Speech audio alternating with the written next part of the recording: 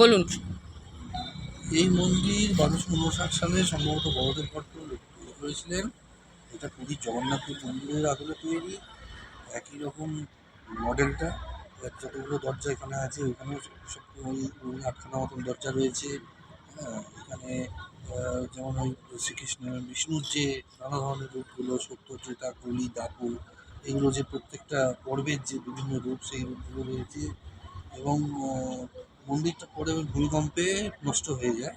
তারপরে এই মন্দিরটা আবার নতুন করে তৈরি করা হয়।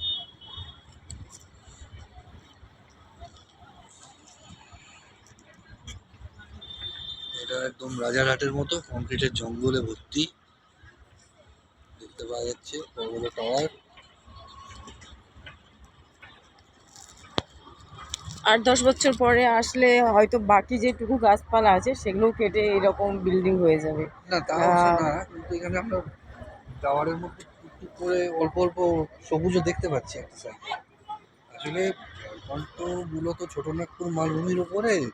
এখানে হচ্ছে জঙ্গল, মানে এই পর্ণমোচী জঙ্গলটা প্রচুর। এখানে কিন্তু টুকটুক করে অনেক নিয়ে দেখতে পাওয়া যাবে, মানে জঙ্গল সবুজ থাকবে। সবাই মোটামুটি এনভায়রনমেন্ট ফ্রেন্ডলি হচ্ছে, আস্তে আস্তে ইকো ফ্রেন্ডলি হওয়ার চেষ্টা করছে। যে এরকমভাবে বেআইনি কমপ্লিট নির্মাণ আস্তে আস্তে কমবে আশা করি।